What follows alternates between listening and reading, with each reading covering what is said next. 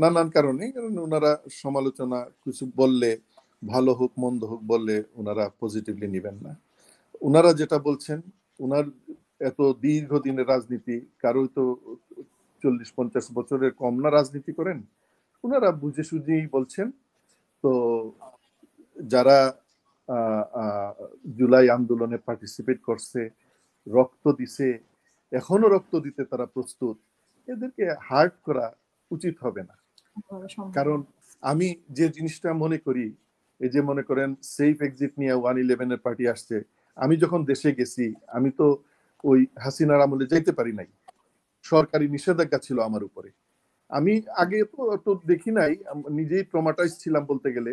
আমি এখন কাগজপত্র খুললে আমি দেখি যে আমি যখন আবেদন করি তখন আমার আবেদনের উত্তরে লেখা হচ্ছে সরকারি নিষেধাজ্ঞা থাকার কারণে আমাকে ছুটি দেওয়া হবে না যাওয়ার জন্য। আমি এনিওয়ে এগুলা অনেক লম্বা স্টোরি, আর বলতে চাই না। তো আমি যেটা বলতে চাচ্ছিলাম, যে ছেলেদের কারণে, যে শহীদদের কারণে আমি দেশে গেছি, আমার মনে হয় হঠাৎ করে ঘুম ভেঙে যায়, মনে হয় তাদের রক্তের পিচ্ছিল বেডের উপরে আমি শুয়ে আছি, আমি ওদের রক্তের পিচ্ছিলতার উপর দিয়ে আমি হেঁটে গেছি দেশে। কিন্তু আমার দেশে যাওয়া হইতো না। হাসিনার সময় তো আমি সকল সেনা প্রধানকে আমি রিকোয়েস্ট করছি, কেউ তো আমারে বলে নাই যাওয়ার জন্য, অনুমতি দেয় নাই, দূরে রাখছে, পাসপোর্ট রিভোক করে দিচ্ছে। না, এগুলা পার্সোনাল স্টোরি, এগুলা আমি চাই না বলতে। এখনো ওই বয়ানের উপরেই তো আমাকে এর জন্য পলিটিশিয়ান সম্বন্ধে সরি আপনারা সেফ এক্সিট নিয়েছেন মানে শেখ হাসিনা থেকে, এটা তো বলা হয়েছে আপনাদেরকে দেশের বাইরে পাঠিয়ে দেওয়া হয়েছে, এখন এই সরকারও সেফ এক্সিট চায়। এই সরকার আগেই বদলি করে দিছে, আমি এটা আমার পার্সোনাল কথা আমি বললাম। এখন ওনারা কিন্তু আরেকটা জিনিস আপনার কাছে শুনতে চাই বাড়ি ভাই, মানে 111 এর কথা আসলে আসলে তারেক রহমান যে সেই যে বের হয়ে এসেছেন আত্মজাত নেই, তো এটা অনেকেই অনেক সিম্পথি যে 111 এর সময় ওনার উপর যে অত্যাচারটা হয়েছে এটার জন্য আসলে মানে কেন কিভাবে এটা নিয়ে আসলে অনেকে অনেক ভাবে বর্ণনা করেন। আমার কোনো ধারণা নাই, কারণ আমার ব্যুরোতে এগুলা ছিল না কিছু। যার ব্যুরোতে বন্দীদেরকে নেওয়া জিজ্ঞাসাবাদ করা হয়েছে, তারপরে এই ব্যবসা প্রতিষ্ঠান থেকে টাকা উঠাই নিয়ে সরকারি কোষাগারে জমা করা হয়েছে, এটা তারাই উত্তর দিতে পারবে, আমি উত্তর দিতে পারবো না। বিকজ আমার ব্যুরোতে এগুলা হয় নাই, আমার ব্যুরোর এগুলা কাজ ছিল না, এজ সিম্পল। আর উনি জনাব তারেক রহমান লন্ডন গেছেন, সেটা বোধহয় আমিও আমেরিকাতে চলে আসছি, আমাকে তো বদলি করে দিলেন, তো আমি চলে আসছি। আর মে মাস থেকে তো আমি অলরেডি আর্মি হেডকোয়ার্টার সংযুক্ত, 2008-এর মে মাস থেকে আমি আর্মি হেডকোয়ার্টারে চলে গেছি। আমি 2007-এ ছিলাম, আর 8-এর কিছুটা সময় ছিলাম, জানুয়ারি ফেব্রুয়ারি মার্চ থেকে আমার বদলির কার্যক্রম শুরু হয়ে গেছে। অতএব মূল সময়টা আমি কিছু বলতে পারবো না ওনাদের।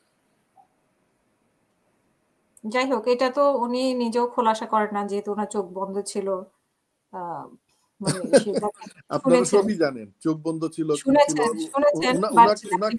উনাকে রিকোয়েস্ট করেন। আসলে আমিও পারলে আমিও রিকোয়েস্ট করতাম ওনাকে যে এটা খোলাসা করাটাই ভালো, কারণ হাসিনা মিথ্যার উপরে বসবাস করছে, শেখ হাসিনা মিথ্যার উপরে বসবাস করছে, দেশটাকে মিথ্যা দিয়ে করছে। এখনো যে কথাবার্তা বলে এগুলো সমস্ত মিথ্যার উপরে বলতেছে।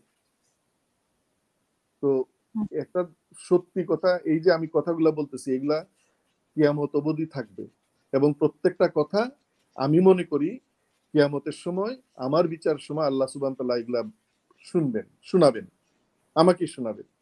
তো আমি যদি মিথ্যা কথা এখন বলে থাকি, এটা কিন্তু পরবর্তীতে এটার এফেক্ট হবে।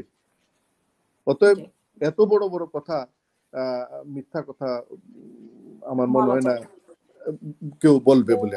আর তারেক রহমান সাহেব নিশ্চয়ই উনি সত্য কথা বলবেন, বিভিন্ন ভাবে জানা যায়। এখন উনি খুলাসা করেন নাই, অন্যরা গল্প বানালে তো হবে না, খারাপ ছিল 111, খারাপ ছিল, দরকারই ছিল না। আরো মানুষ মরতো রাস্তায় ঘাটে, পিটা মাইর খেয়ে হাসিনার মরতে থাকতো, তো কি হইতো? এরপরেরটা কি হইতো? অলরেডি আলোচনা তো ফেল মানে করে গেছিল। আপনি এটা মনে করেন ওনার উপর যে অত্যাচারটা হয়েছে সেটা খুব জঘন্য একটা অত্যাচার হয়েছে?